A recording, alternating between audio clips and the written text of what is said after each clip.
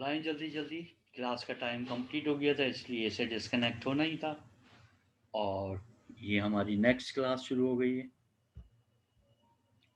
जल्दी से कहें कि आप लोग ज्वाइन कर लें जल्दी। ख़त्म करना है इसे अभी हमें।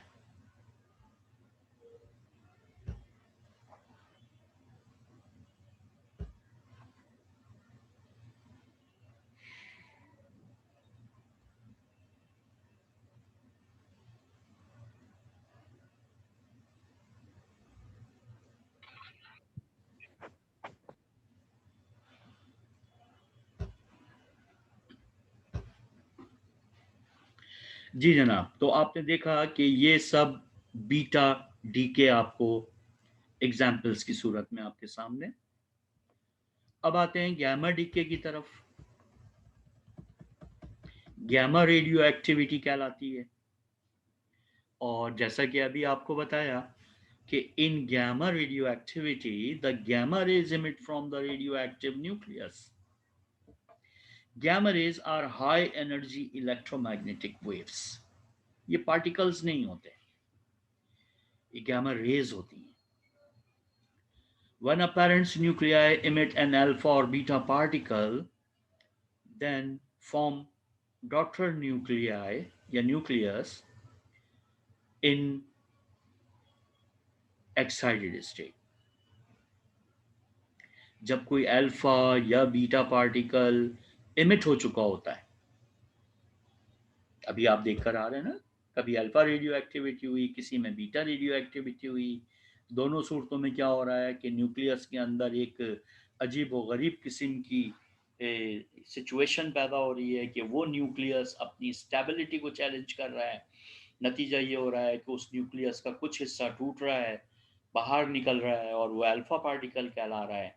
अब जो बाकी बचा, बाकी मानदा न्यूक्लियस, इसी तरीके से बीटा में न्यूट्रॉन अंदर ब्रेकअप हो रहा है, उसमें कोई खामी पैदा हुई है, कुछ अंदर एनर्जी का कुछ प्रॉब्लम पैदा हुआ है जिसकी वजह से न्यूट्रॉन प्रोटॉन और इलेक्ट्रॉन में कन्वर्ट हो रहा है।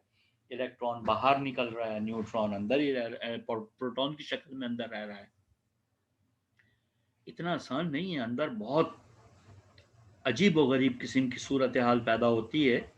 मैं आपको डिटेल्स में इसलिए नहीं लेके जा रहा कि मैं कई मरतबा ये बात आपसे कह चुका हूँ कि हम डिस्कस कर रहे हैं न्यूक्लियस को बाहर खड़े होके, न्यूक्लियस के अंदर घुसने की कोशिश नहीं कर रहे हैं। जब इंशाल्लाह आप बड़ी क्लास में जाएंगे और एडवांस न्यूक्लियर फिजिक्स का कोर्स पढ़ेंगे, तो फिर आप न्यूक्लियस के अंदर घुस के देखिएगा कि क्या हो रहा है, ऐसा क्यों हो रहा है। मैं क्लासिकल पढ़ा रहा हूँ इसलिए मैं बाहर से आपको दिखा रहा हूँ। फिर वहाँ बीटा पार्टिकल का बाहर निकलना इतना इजी नहीं होगा कि मैंने न्यूट्रॉन को तोड़ के आपसे कह दिया कि ये हो गया। इस वक्त तो मैं आपको ऐसे ही बताऊंगा, बाद में पता चलेगा, क्वार्क्स थ्योरी पढ़ेंगे और फिर कहीं जाकर आप देखेंगे कि ये क्या ड्रामेबाजी हो रही है। एट दिस टाइम इस लेवल पर मॉडर्न फिजिक्स पढ़ते हुए हम वो बातें नहीं कर सकते। तो ख्याल किया हमने कि जब अल्फा और बीटा रेडियो एक्टिविटी हो गई, अल्फा पार्टिकल निकल गया, बीटा पार्टिकल निकल गया, तो जो न्यूक्लियस बचा है, डॉटर न्यूक्लियाई, वो एक हमारे पास एक्साइटेड स्टेट में होता है। एक्साइटेड स्टेट, जितना कुछ उसके पास बचा है एनर्जी के हवाले से, वो एक्साइटेड स्टेट में होता है। अब उस न्यूक्लियस के लिए ज़रूरी है कि वो अपनी एक्साइटेशन को, अपनी एक्साइटेड स्टेट को एनर्जी इमिट करके ग्राउंड स्टेट में ले जाए, यानी अपनी एक्साइटेड स्टेट को ख़त्म करे। तो वो कुछ एनर्जी इमिट करता है and that energy is called the gamma rays, electromagnetic waves. नतीजा क्या हुआ कि जब भी कोई अल्फा पार्टिकल या बीटा पार्टिकल इमिट होगा, उसके बाद बनने वाला daughter nuclei always in excited state, और वो फौरन कुछ गैमा रेज इमिट करके अपने आप को एक्साइटेड स्टेट से ग्राउंड स्टेट में लेके जाएगा। इस तरह गैमा रेडियो एक्टिविटी होती है। लेकिन इन गैमा रेडियो एक्टिविटी किसी भी किस्म के चार्ज नंबर और मास नंबर पे कोई फर्क नहीं पड़ता, बिकॉज गैमा रेज एनर्जी है, पार्टिकल्स नहीं है। चार्ज नंबर मास नंबर पे कोई असर नहीं पड़ रहा है। बस वो जब ये एक सानहा हो गया, जब ये जवाल आ गया उसके ऊपर कि उसका कुछ हिस्सा टूट के उसमें से बाहर जा रहा है, तो जो बच गया उसके पास जो एनर्जी मौजूद होती है वो उसके बाकी मानदा लोगों के लिए ज़्यादा होती है, यानी बाकी न्यूक्लियस, बाकी प्रोटॉन न्यूट्रॉन के लिए ज़्यादा होती है। तो नतीजा वो अपनी एनर्जी को गैमा रेस की शक्ल में इमिट करता है और अपने आप को स्टेबिलिटी की तरफ ले जाता है, यानी ग्राउंड स्टेट में ले जाता है, और हम कहते हैं कि गैमा रेज इमिट हुई। तो बड़ी आसान सी बात जहन में रखें कि गैमा रेज हमेशा इमिट होंगी in case of alpha radio activity और बीटा रेडियो एक्टिविटी के फौरन बाद। ये फौरन का लफ्ज जो मैं कह रहा हूँ ये पिको सेकंड्स में होता है, यानी हमारे लिए ना होना, अल्फा पार्टिकल निकला और गैमा रेज भी निकल आई, समझ लीजिए। बीटा पार्टिकल निकला और गैमा रेज भी निकल आई। बाज़ जगह पर यहाँ पर दिखाई भी जाती हैं रेडियो एक्टिविटी की इक्वेशन में कि अल्फा के साथ बराबर में गैमा भी लिखा हुआ होगा, बीटा के साथ बराबर में गैमा भी लिखा हुआ होगा, यानी अल्फा रेडियो एक्टिविटी और बीटा रेडियो एक्टिविटी एक साथ नहीं हो सकती। अल्फा और बीटा पार्टिकल एक साथ बाहर नहीं आ सकते किसी एक एलिमेंट से, लेकिन अल्फा और गैमा, बीटा और गैमा एक साथ होते हैं, बिल्कुल होते हैं, और इससे चार्ज नंबर और मास नंबर पे कोई फर्क नहीं पड़ता। There is no change in the charge number and mass number. और इसकी इक्वेशन में ये दिखाया गया कि y के ऊपर स्टार, गैमा रेज इमिट हुई, y विदाउट स्टार आ गया, गैमा रेज इमिट। जहां y स्टार स्टैरिक और y क्या फर्क है, न्यू फॉर्म्ड न्यूक्लियस है, डॉटर न्यूक्लियाई है, ये एक्साइटेड स्टेट में होने को जाहिर कर रहा है, ये ग्राउंड स्टेट में होने को जाहिर कर रहा है। The alpha and beta particle are not emits at the same time from a nucleus, but gamma rays emit simultaneously when nucleus undergoes an alpha decay or beta decay. Alpha radioactivity, alpha radioactive elements called the alpha emitter and beta radioactive elements called the beta emitter. इनके ये नाम भी होते हैं। तो ये तीन तरह की रेडियो एक्टिविटी को एक साथ डिस्कस करना, इसे डिस्प्लेसमेंट लॉ भी कहते हैं। ठीक है, रेडियो एक्टिविटी का डिस्प्लेसमेंट लॉ। और डिस्प्लेसमेंट लॉ कहने का बड़ा आसान सा आपके सामने, अल्फा, बीटा एंड गैमा मिलकर डिस्प्लेसमेंट लॉ बनाते हैं, क्योंकि अल्फा में एलिमेंट डिस्प्लेस हो जाता है 2 दर्जे नीचे, चार्ज नंबर 2 कम, मास नंबर 4 कम, और बीटा डीके में 1 दर्जा बढ़ जाता है, यानी चार्ज नंबर 1 ज़्यादा, मास नंबर वही। इसलिए इनको डिस्प्लेसमेंट लॉ भी पुरानी किताबों में लिखा हुआ है, इसलिए घबराने की बात नहीं, अलग अलग भी हम इन्हें डिस्कस कर सकते हैं। आइए जनाब, अब चलते हैं हम law of radio active disintegration. अब मजेदार बातें शुरू हुई।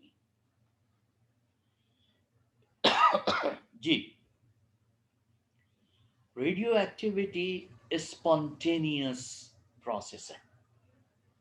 शुरू में अभी बात की हमने, स्पॉन्टेनियस खुद ब खुद होने वाला,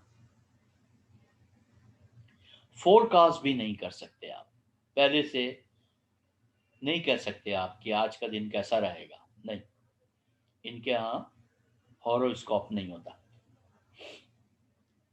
किसी न्यूक्लियस से अल्फा पार्टिकल कब निकलेगा कोई नहीं बता सकता, हो सकता है उसी वक्त निकल आए, हो सकता है 1 साल बाद निकल आए, हो सकता है 1000 साल तक भी ना निकले, और हो सकता है करोड़ों साल ना निकले।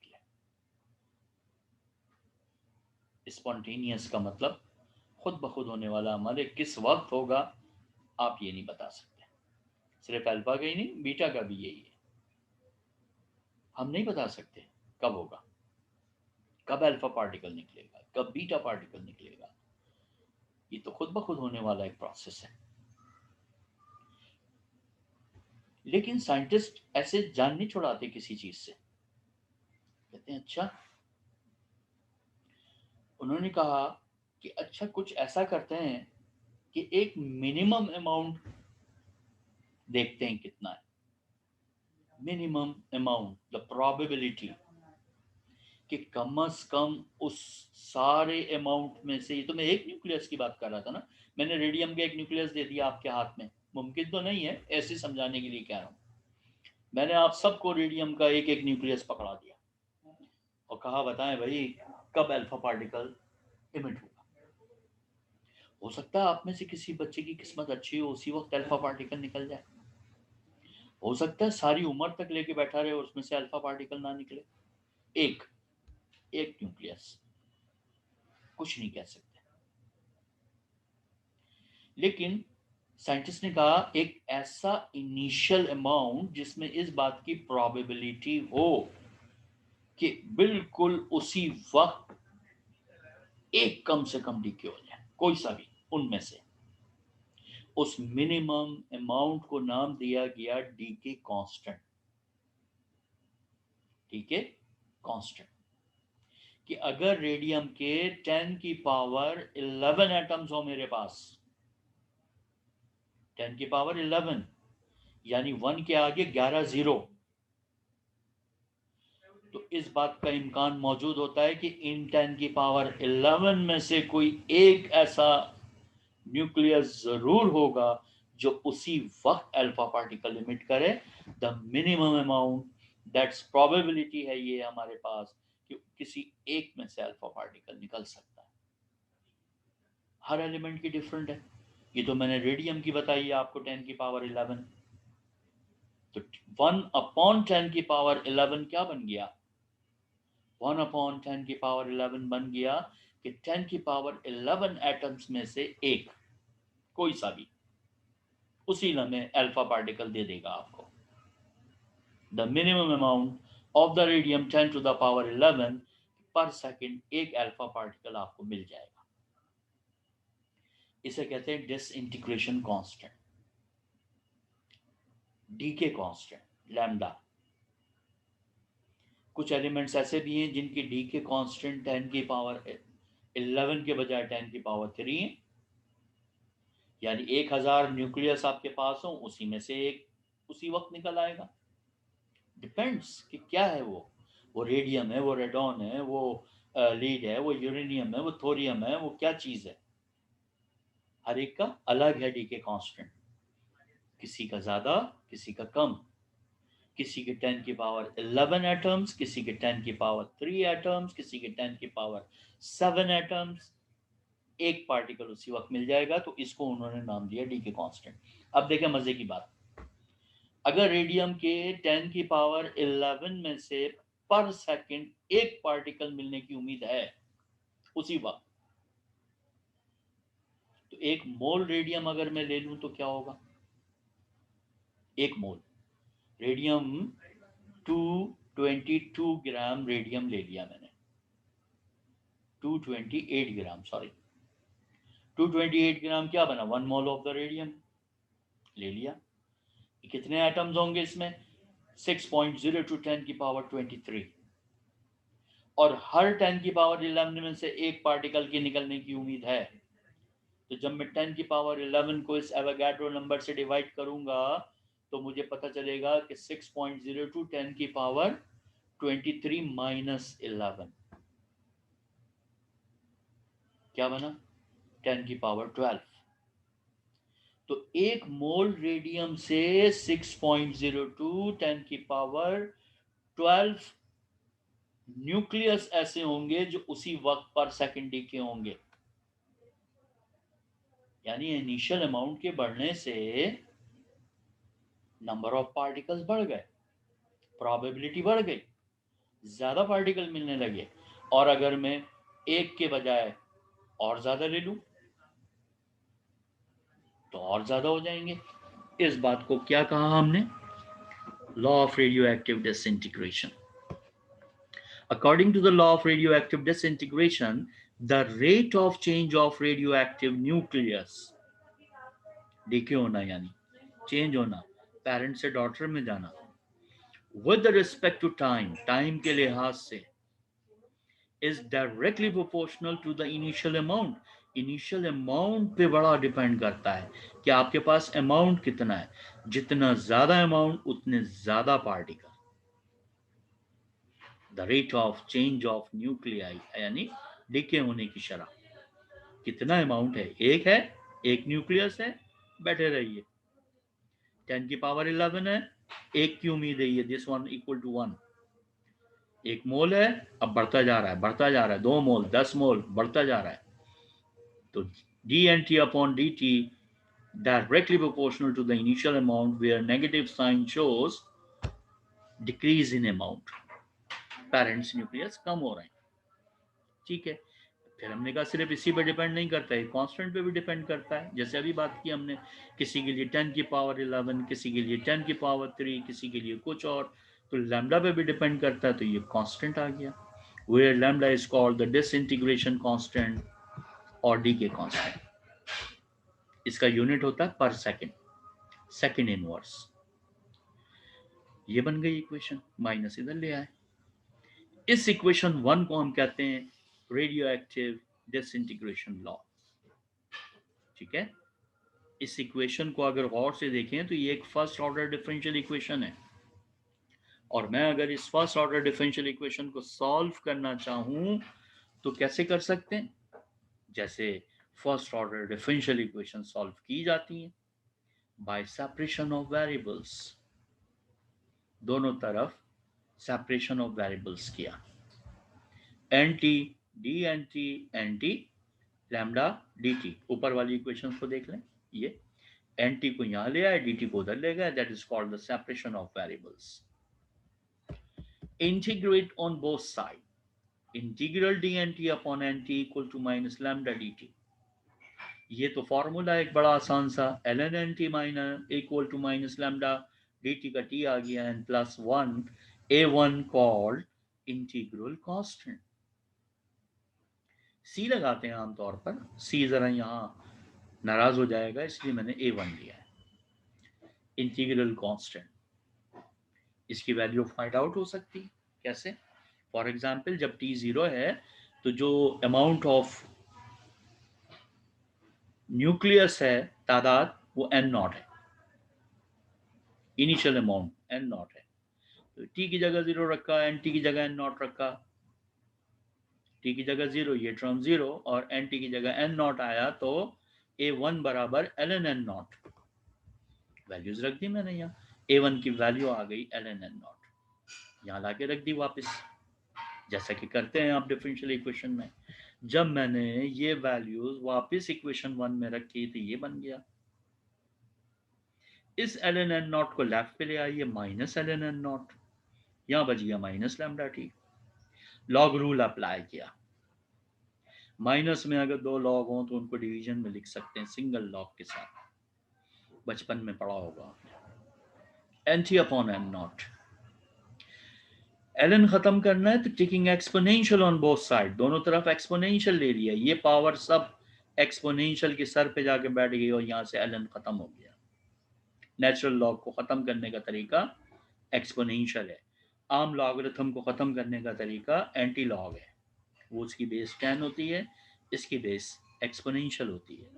एन नॉट को राइट पे ले गए, now we get this one. Equation हासिल हो गई, n t equal to n naught e raise to power minus lambda t. इस इक्वेशन से बड़ी इंपॉर्टेंट बात पता चल रही है। क्या पता चल रही है? कि किसी भी लम्हे में जो न्यूक्लियसेस हैं, पेरेंट्स न्यूक्लियाई की बचे हुए, वो एक्सपोनेंशियली डिक्रीज हो रहे हैं।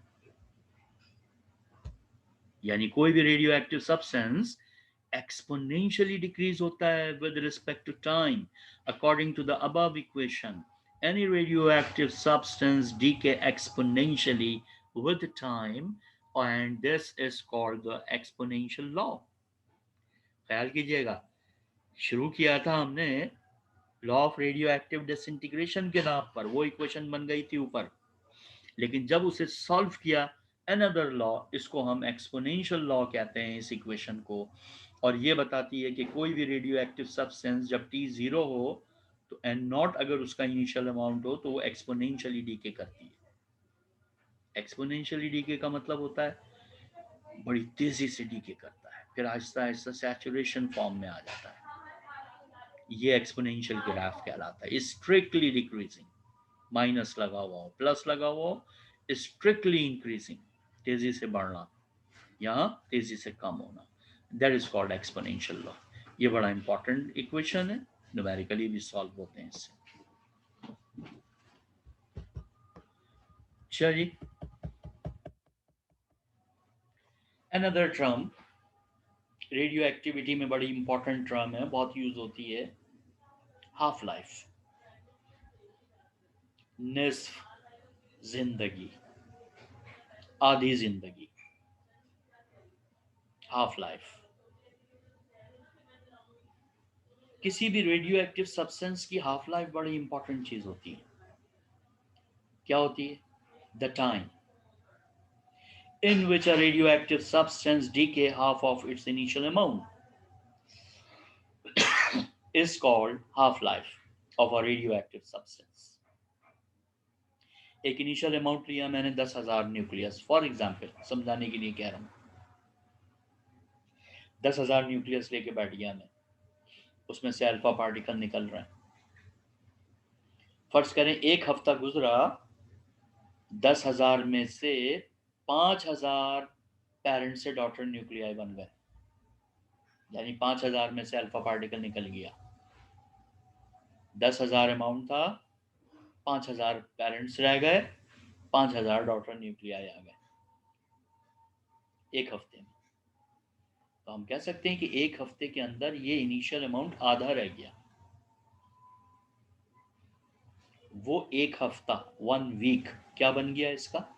Half life. अब जो 5,000 रह गए हैं, फिर एक हफ्ते बाद ये आधे रह जाएंगे, 2,500। फिर एक हफ्ते के बाद वो आधे रह जाएंगे, 2,500 का 1,225। तो उतने ही टाइम में हमेशा क्या होता जाएगा? एक इनिशियल अमाउंट आधा होता चला जाएगा। तो उस टाइम को कहेंगे हाफ लाइफ। कैसे निकाले? एक्सपोनेंशियल लॉ दोबारा ले लिया जो अभी निकाला था। एन टी किसी भी लम्हे में न्यूक्लियस की तादाद, n naught initial amount, t time.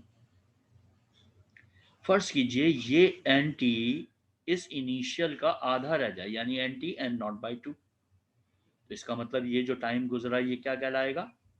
Half life. N T की वैल्यू इनिशियल का आधा रह जाए, एन टी बराबर अगर एन नॉट बाई 2 हो जाए, n naught initial divided by 2, आधा रह गया, तो जितना भी टाइम गुजरा होगा that is called half life according to the definition. मैंने क्या किया? एन टी जगह एन नॉट बाई 2 रख दिया और स्मॉल टी की जगह टी हाफ रख दिया इसकी वैल्यू निकालने के लिए। एन नॉट कैंसिल, यहाँ आ गया 1/2, यहाँ आ गया exponential minus lambda T half. Exponential खत्म किया, दोबारा एल ले लिया दोनों तरफ। अभी तो मैंने इसको फ्रैक्शन को बदला है, 1/2 को 2 कर दिया और इसे 1 में ले गए। फिर ये एक्सपोनेंशियल टर्म ऊपर ले गए, प्लस हो गई पावर। एक्सपोनेंशियल खत्म करना है, दोनों जाने ln2 ले लिया, ln ले लिया आसान लफ्जों में। एक्सपोनेंशियल खत्म हो गया, यहाँ नेचुरल लॉग आ गया। ln2 की वैल्यू होती है 0.693, ये आ गई ln2, 0.693 रख दिया मैंने इसकी जगह, और टी हाफ की वैल्यू आ गई 0.693 divided by lambda. Half life की इक्वेशन बन गई। क्या शो हो रहा है? कि half life is inversely proportional to the decay constant. Decay constant ज्यादा, हाफ लाइफ कम, डीके कांस्टेंट कम, हाफ लाइफ ज्यादा। मुख्तलिफ रेडियो एक्टिव सब्सटेंस की हाफ लाइफ उसके डीके कांस्टेंट से निकाली जा सकती है। शो करने को आए तो भी आप कर सकते हैं। Hence the half life of a radioactive substance is inversely proportional to the decay constant or disintegration constant. जरा इधर देखिए ग्राफ, वही एक्सपोनेंशियल लॉ का ग्राफ। ये बता रहा है कि टी जीरो पर इनिशियल अमाउंट एन नॉट है, मैंने इसको आधा कर दिया। देखिए रफ है ये, फिर भी देखिए।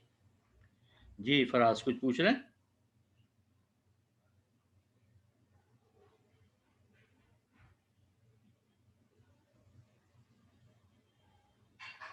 एन नॉट का आधा, एन नॉट बाई टू, ये जो टाइम गुजरा हाफ लाइफ, ठीक है। अब ये जो आधा रह गया उसका फिर आधा, एन नॉट बाई फोर, लेकिन टाइम लिमिट वही आई है बिल्कुल। रफ होने के बावजूद ये सेकंड हाफ लाइफ है इसकी, यानी ये गुजर चुका है। ये फिर हाफ लाइफ उतनी दो हो गई यहां तक। फिर एन नॉट बाई फोर का आधा, n naught by eight, third half life. आप देखें ग्राफ रफ है, लेकिन फिर भी ये इक्वल टाइमिंग दिखा रहा है। एक्सपोनेंशियल डीके का ये मतलब है। Exponential law and half life related to each other, कि एक दूसरे से बड़ा नहीं है ये। और जब भी आपको किसी एलिमेंट की हाफ लाइफ निकालनी है तो आपको डी के कांस्टेंट दिया होगा, 0.693 को उससे डिवाइड कीजिए, we get the half life. कोई बहुत बड़ा काम नहीं है ये, ख्याल रखिएगा। बड़े आसान न्यूमेरिकल्स होंगे इसके, कराना भी तौहीन नहीं है आप लोगों की। ये प्रूव हो रहा है कि half life is inversely proportional to the decay constant.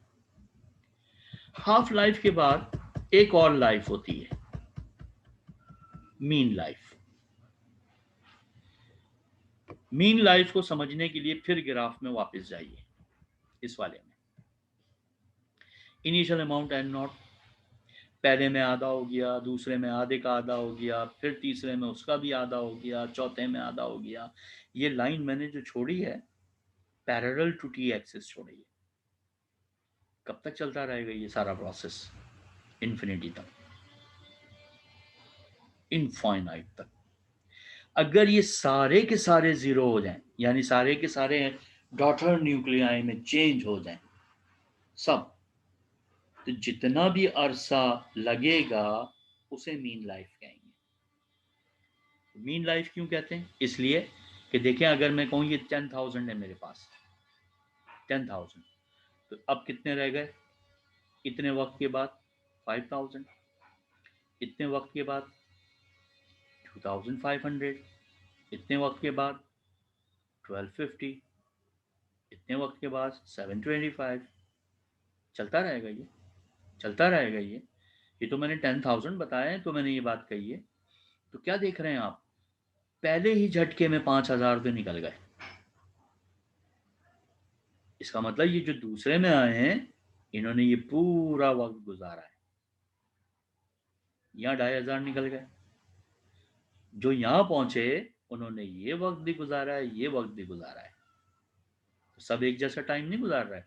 इतने न्यूक्लियाई सिर्फ इतने वक्त जिंदा रहे, फिर उसके आधे इतने वक्त जिंदा रहे, फिर इसका ये और खुश किस्मत है, इन्होंने ये टाइम भी गुजारा, ये टाइम भी गुजारा, ये टाइम भी गुजारा। ये वाले इससे भी ज्यादा खुश किस्मत है, ये सारा टाइम देखते हुए आए। और जो सबसे लास्ट में दो बचे होंगे उसमें से एक डीके होगा उतने ही टाइम में, तो उसने ही सारा टाइम गुजारा होगा। अब बेचारे आधे यहाँ पर निकल गए, फिर जो बचे थे आधे वो यहाँ, फिर जो बचे थे आधे वो यहाँ, फिर जो बचे थे आधे वो यहाँ, और ये सिलसिला चलता रहा चलता रहा चलता रहा। तो जितना भी वक्त लगेगा इस पूरे अमाउंट को डीके होने में, कॉल्ड द एवरेज लाइफ और मीन लाइफ। आ जाइए मीन लाइफ कैसे निकाले। Mean life, the time in which an initial amount of a radioactive substance decay completely, वो वक्त जिसमें कोई radio active substance completely decay हो जाए, क्या कहेंगे उसको? Mean life. और इस मीन लाइफ को एवरेज लाइफ भी कहते हैं, टॉ से जाहिर करते हैं। कैसे निकालें? Total life time of initial amount, total life time of nucleus, divided by total number of nucleases. उन सब ने मिलकर कितना वक्त गुजारा, सब ने मिलकर, ख्याल रहे, और टोटल नंबर कितने थे उससे डिवाइड कर दूं तो मुझे मीन लाइफ मिल जाएगा। हमने कहा फर्ज करें कि d n t number of nucleus हैं जो बहुत थोड़े वक्त के लिए टी टाइम के लिए जिंदा रहे, सही है, और मैं उनको इक्वेट कर दूं, डी एन टी वो नंबर ऑफ न्यूक्लियस जो टाइम में जिंदा रहे, ये कितना टाइम हो गया इतने वाले न्यूक्लियस के लिए। फिर मैंने इसे इंटीग्रेट कर दिया, सब कहां से कहां, 0 से इंफिनिटी, सब डीके हो गए। कितने इनिशियल अमाउंट थे, एन नॉट से डिवाइड कर दिया, that is called the average time, mean life. Mean life और मीन टाइम दोनों, मीन लाइफ का लफ्ज ज्यादा यूज होता है। अब मैं इसे इक्वेशन 1 को सॉल्व करूं अगर, तो मुझे पता है d n t upon n t बराबर होता है इसके, sorry, d n t upon d t बराबर होता है, और जब मैं इसको सेपरेशन कर लेता हूं तो ये आ जाता है, तो डी एन टी की वैल्यू अगर हो तो ये बनेगी, तो इस डी एन टी की जगह ये वैल्यू रख दी, आ गई ये वैल्यू, ये 1/n0 मैंने बाहर रख लिया। फिर मैंने exponential law b n t पे लगा दिया, ये वाला, ये यहाँ रख दिया, एन नॉट से एन नॉट कैंसिल हो गया, लैम्डा माइनस का बाहर निकाल लिया कांस्टेंट, और ये इक्वेशन बच गई 0 से इंफिनिटी। इक्वेशन बड़ी जानी पहचानी नजर आ रही है आपको, इंटीग्रल, माशाल्लाह इंटीग्रल सॉल्व करने के माहिर हैं आप लोग। इससे इंटीग्रेशन बाय पार्ट से सॉल्व करेंगे, और जब आप इसे इंटीग्रेशन बाय पार्ट से सॉल्व करेंगे, लिमिट अप्लाई करेंगे 0 to infinity, then we get tau equal to 1/λ। क्या मिलेगा आपको, 1/λ, यानी मीन लाइफ क्या बना, मीन लाइफ बना reciprocal of the decay constant. Hence equation shows the mean life of a radioactive substance is reciprocal of decay or disintegration constant 1/λ। अगर मुझे relation निकालना हो हाफ लाइफ और मीन लाइफ के दरमियान, निकाल सकते हैं। टी हाफ किसके बराबर निकाला था, 0.693 डिवाइड बाय लैम्डा, इक्वेशन 1 क्या दिया। मीन लाइफ किसके बराबर निकाला था, 1/λ, इक्वेशन 2 क्या दिया। वो इंटीग्रल सॉल्व करेंगे आप लोग।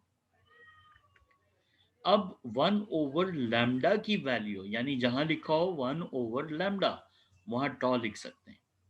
इक्वेशन 2 से वैल्यू 1/λ की 1 में रख दी, जहां 1/λ वहां टॉ आ गया, क्या बन गया, t half equal to 0.693 mean life.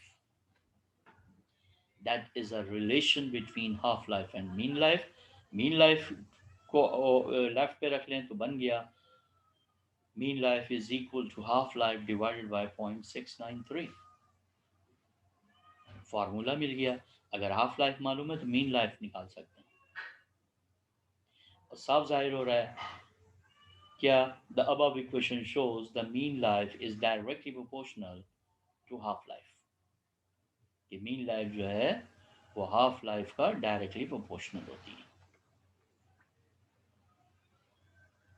जहां जहां ये हाइलाइटर हुई हुई है इक्वेशंस, यानी जिन इक्वेशंस को मैंने हाईलाइट किया हुआ है पिंक कलर के हाइलाइटर से, ये सब न्यूमेरिकली बहुत इंपॉर्टेंट है,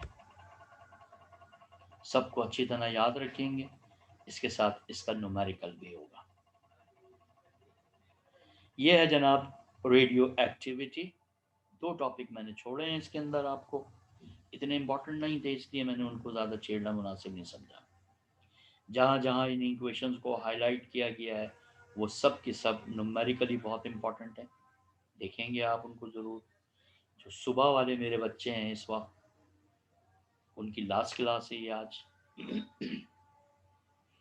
जाके तैयारी करें अब आप लोग को, 15 से एग्ज़ाम दें, मेरा पेपर आपको 23 को मिलेगा।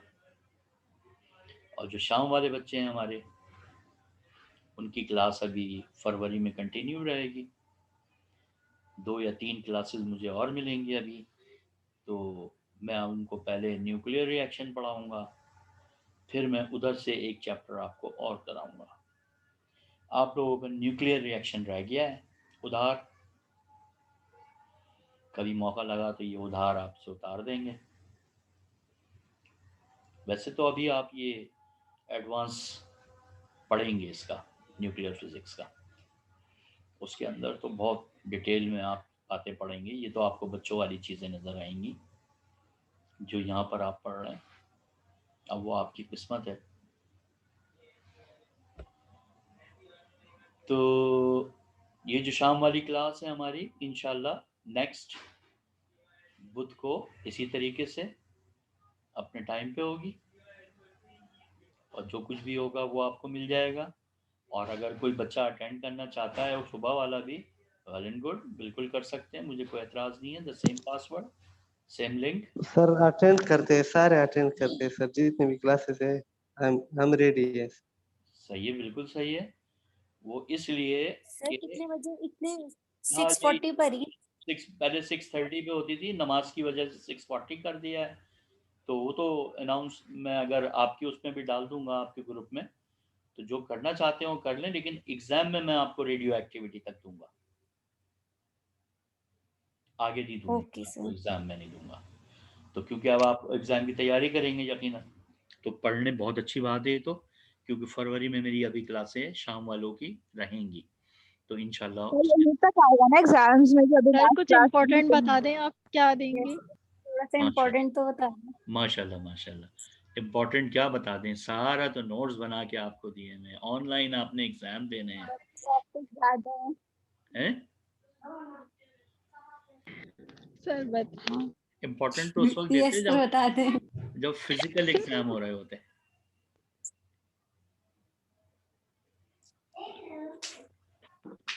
बस सब तैयारी करें, सब सारी चीज़ों को तैयार करें। आप लोगों को मैंने क्वांटम मैकेनिक्स भी पढ़ा दिया है, क्वांटम मैकेनिक्स भी देखें। इन लोगों को मैं बोर्ड्स थ्योरी पढ़ाऊंगा, यानी तीसरे चैप्टर पे लेके जाऊंगा अभी न्यूक्लियर रिएक्शन के बाद। तो वो भी आप पढ़ लेंगे, लेकिन मैं एग्जाम में नहीं दूंगा क्योंकि आप लोगों को नहीं कराया। सर लेकिन आप लोगों को क्वांटम मैकेनिक्स जरूर मिलेगी जी। आप यहीं तक देंगे ना जहाँ तक आज ये पढ़ाया है? जी जी बिल्कुल, जहाँ थैंक तक यू आज सर। पढ़ाया है ये सब आपके कोर्स का सर हिस्सा है। सर जी जी सर ये जो इवनिंग के क्लासेस है ये सारा इसमें हम ले हाँ हाँ बिल्कुल ले है ना? सकते हैं, ले लें, लेकिन एग्जाम में नहीं आएगा वो आपके।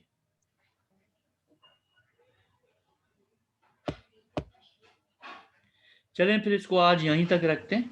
इंशाल्लाह सुबह वाले अपने एग्जाम की तैयारी करें, और जब क्लास का मौका लगे तो बिल्कुल ले लें शाम में। अदरवाइज शाम वाले अभी इसी तरीके से इंशाल्लाह बुध वाले दिन क्लास उनकी कंटिन्यू होगी अगले बुध को। इसको यहीं तक रखते हैं। 1 मिनट लास्ट रह गया इस क्लास का भी, इंशाल्लाह ये अभी ख़त्म हो जाती है। तो ज़िंदगी रही तो फिर इंशाल्लाह मुलाकात करेंगे।